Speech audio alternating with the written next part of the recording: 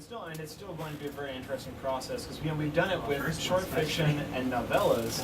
We have not, turns out developing an 80,000 word novel is not something that we've really done as a company yet. So I'm sure there will be a longer runway than usual for that product. But I expect though, keeping the world building continuity is going to be might be more of a challenge than we. Well, especially 80,000 words. Yeah. Well, and that's going to be sort of even more in some ways like that we're here to edit it and make sure that it reads well. Because the one thing we've been really committed to with this line from the beginning is if we're going to do it, we have to do it right. Like there's lots of tie-in fiction, and I'm not even talking about game stuff. Just there's plenty of tie-in fiction out there that is not. If it weren't for the IP, you might not like it as much. It might, seem a little rushed. And we've never wanted to do that. We've never wanted to put out Pathfinder Fiction just so we could have a Pathfinder novel. Like we want to actually, convince some people, because I have plenty of friends, and I have been in that camp too in the past, that say, well, I don't read, corporate fiction. I don't read tie-in stuff, because they just assume it's lesser. And I really want to, with Pathfinder Fiction, prove that that's not the case, that it doesn't have to be, that you can have great fiction that is set in somebody else's world, and maybe it's even better because the author has some great building blocks to work with and play with. And so we'll see what happens. That's in general. That's that is the standard we hold everything at Paizo. I mean, we it's I just believe in quality and putting out the best. If you can't be the best at something, then it's kind of why do it. You might, and you should always be really looking at constantly pushing the quality and trying to get the best out there.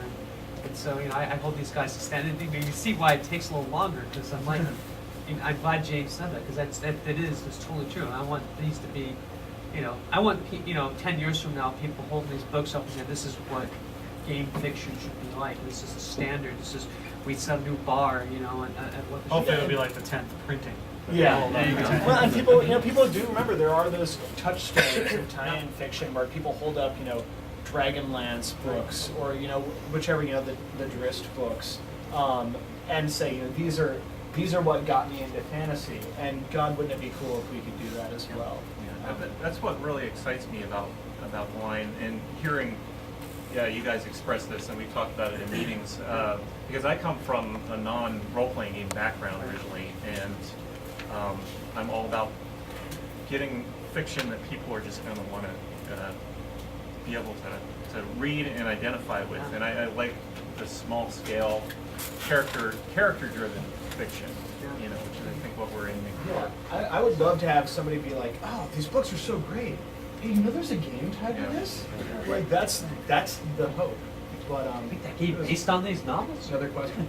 On the topic of quality, it seems one way to do that would be to just wait for the best stories, and wait for the best authors, and just make the best books we can on whatever timetable you could do that. But obviously, my question is, how many books do you actually need to put out per year to actually maintain a line? I would say that the bare minimum number of books, and Pierce, I'd be interested in hearing what you think about this.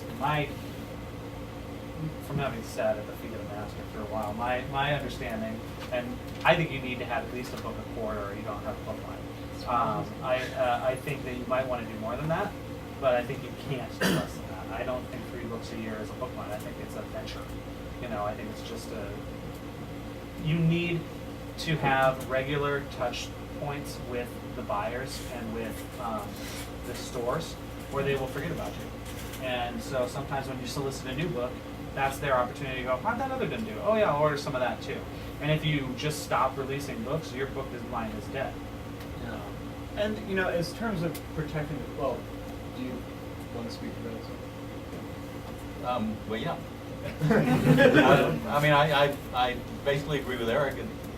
You have to come out frequently enough that the buyer the chain buyer doesn't forget that you're producing these products, and you also have to come out frequently enough that the people who are buying in the stores don't forget that you're around either. So yeah, quarterly I think is minimum. I would also say that it's not necessarily, and this is something that we learned with Plant Stories a little bit, a book a month is maybe too much. You don't want to produce more books than your audience has time to read. You know, and it's very busy these days, and that's something we're definitely going to be cautious about, is not overproducing. So it's somewhere between a book every quarter and a book a month is, I think, the right I think number. one thing that Pierce, and I'd love you to have Pierce explain this, but he told me something about a month or so ago that I thought was fascinating. And that is that when he takes these Pathfinder books and solicits them for the first time, since there's no history other than maybe our other products, but still it's almost a lot of times a new buyer even, because the fiction buyer will be different from the games buyer. What they're going to do is they're going to look at the author, and they're going to say, all right, what else has this author done? How many did that sell? And so that's you want to explain? Yeah, I that? mean, absolutely. That's especially when you're launching a line, since the buyers are not familiar with your book line. And the next thing, the only thing they can look at is the author and see what else the author's done. And there is a massive computer data bank available called Bookspan that's not necessarily real accurate as far as number of sales, but you can, if nothing else, you can look at this author versus that author. So if we say if the book's coming out is by Dave Gross or Jeff Grubb, they can go in and look and see how well the previous book sold, and if the book sold well, then they're a lot more predisposed to not only to buy our line but to accept it. And then, and if they don't accept the line, it doesn't go in the store. And when you go to Barnes & Noble or Borders or whatever, it's not there. Then you buy something else, and all of a sudden the line's dead on the store. And that's one of the reasons why, the second question we get asked after, like, are you going to do Pathfinder Fiction, is, sweet, can I write one? And of course, everybody wants to know that. And the question about open calls. And this is exactly the reason why, for the beginning, we have to say, we're not doing any open calls right off the bat, because as much as, like, yes, we would love to discover, the next, Salvatore that's going to blow off, the top for everybody's expectations.